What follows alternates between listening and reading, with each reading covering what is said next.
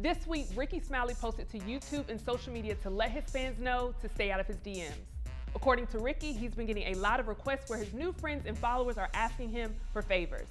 Smiley told viewers through the proper channels to contact him by his management or agents instead of inboxing on social media. Smiley even shared a story of the time he got cussed out by Steve Harvey because he was asking for too much. Smiley said it was one of the best lessons he's learned. Today we've got one of our Comedy Hype analysts, Rita Brent, in the studio to help me break down this video. Don't come in my inbox looking for shit. I don't care if you wrote a play. I don't care if you wrote a book. I don't care if your little cousin Pookie is a rapper. I'm not, that's not my job to promote or whatever. Learn how to do business the right way and stop looking for the hookup. Stop trying to connect something to something and something to somebody. That's what people have managers and agents for. I don't talk to nobody. The only people I talk to, if that phone call or that email come from ICM Agency or my manager, Alan Nevins. Stay your ass out. I don't care if you the Qs. You don't want shit. If I have did something for you or have helped you with something or have shared something for you to help you promote you, you're not entitled to anything else. One thing I can say about black people, we are the race of what else can you do for me? What can you, since you did this, let me figure out how can I take advantage of our friendship and ask you for something else. We are the race of something else.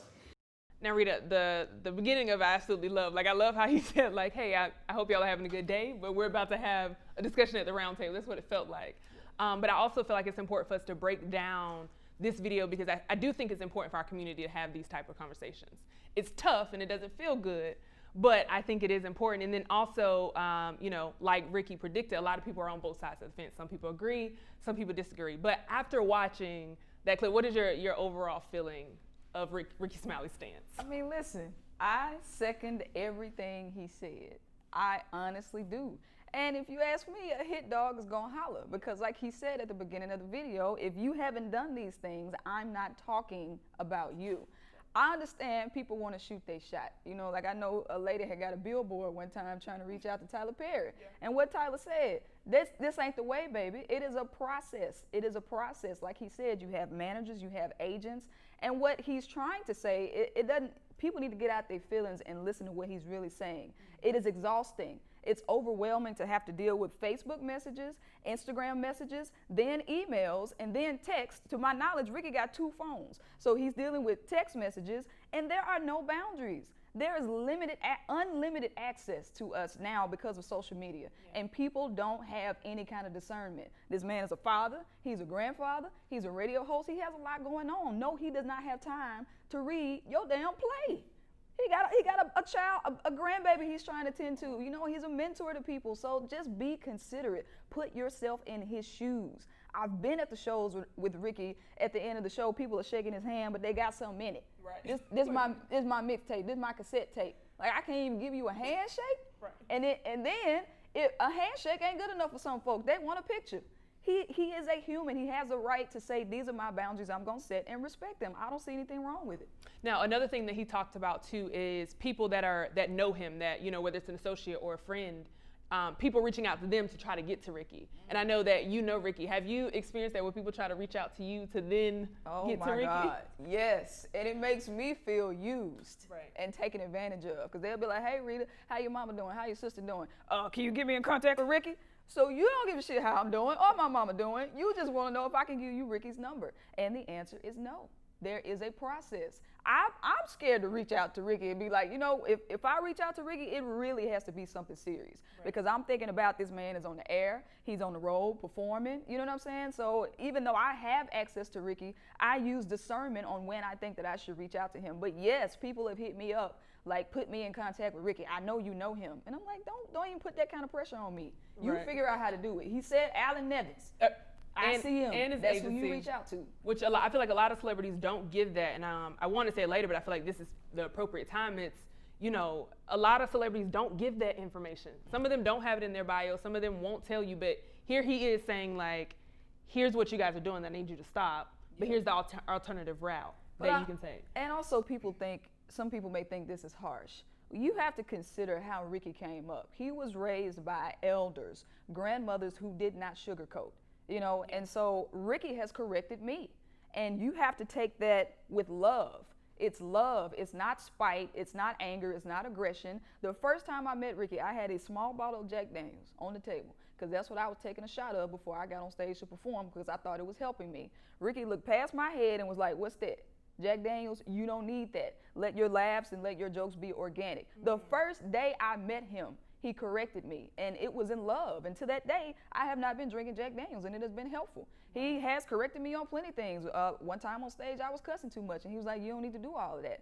And did I take offense? No. It's because it's coming from a place of love. And so people who are saying this is too harsh and he this and he that, they just don't get who he is. I think this is coming from a place of love. Yeah, and that's the next clip that I actually want to play. So he talks about a time where Steve Harvey had to correct him. And then we're going to play this clip. And I'm going to be honest about something, man. Steve Harvey, man, that motherfucker cussed me out one day. And I know better. And he was absolutely right. I'm so damn glad he cursed me out. I think about that every week. He said, I'll never forget, I was blowing his phone up about something. That nigga picked up the phone and called me. He said, look, nigga. He said, I already got your radio show and I put you on the Kings of Comedy. He said, what the fuck else you want from me? How dare you ask me for something else? Because everything I did, I didn't have to do that.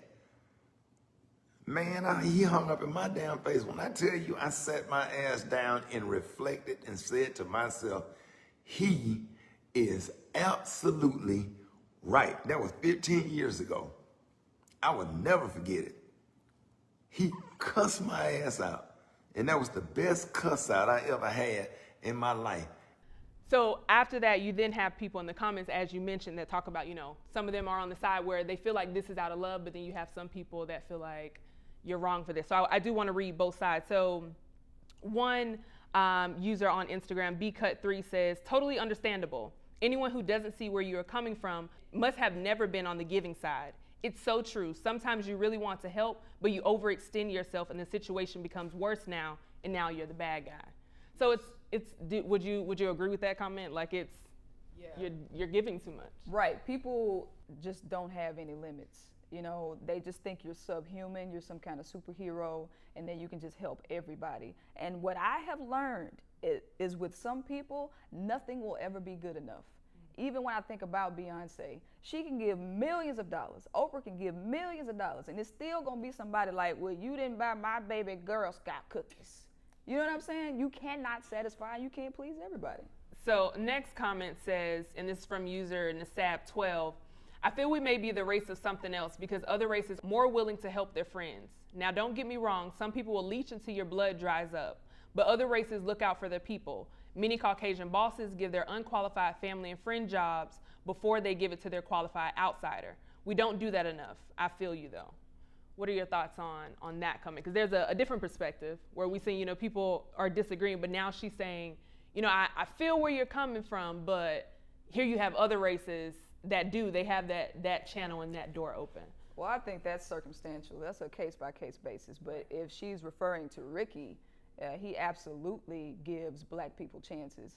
When I'm on the road with Rickey, he has Marvin Hunter, who's from Mississippi, Sean Larkins, all black people are on tour with him. We get paid well. We don't stay in no motels, right. So from my personal experience with Rickey, he does a lot to uplift the black community. So that comment cannot be geared toward him. And I feel it's probably taken out of context too, because for me, I think setting boundaries, okay, whether you're giving somebody an opportunity or not, whether they're qualified or not.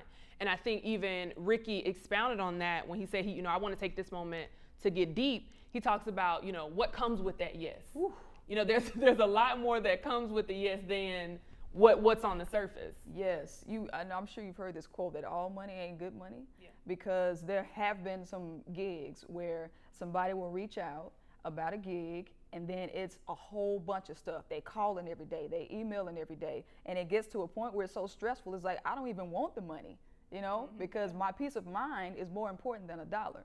So I'm with him on that. You know, you have to be careful when you say yes to something. What comes after yes? Hell, that's a book. That's his second book right there. Right. What comes after yes? And have you had to turn down opportunities because it was just too stressful? Yeah, absolutely. And even me as a baby celebrity, folks reach out to me about a lot of stuff. And I can clearly say, email ritabrentcomedy@gmail.com. And folks will still get in my inbox and be like, well, okay, well, I sent the email and you didn't respond in 5 minutes, so I'm messaging you to tell you that I emailed you. Yeah. It's really out of control. I mean, it has a lot to do with social media.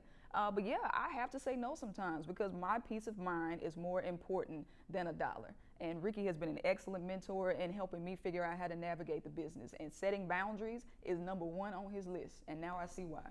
Well, I definitely hope that people receive that more than just an insult. And like I mentioned earlier, whether you're on the side of agreeing with Rickey or not only does he say like, hey, this is what you need to stop doing, but he gives an alternative, which I think is very important. Anytime we address a problem, let's have a solution. And he's given the solution. ICM agency. Don't ask me for shit. Okay. Hey, don't ask me for shit. Sway is the guy. I need to get on that. Now we're going to get Rita on it. I got you. We're going to have to get Rita on that one. You heard from us. Now we want to hear from you in the comments below. For Comedy Hype News, I'm Symphony Thompson. Do you know the comedy culture? Play Comedy Hype, the game. Out now.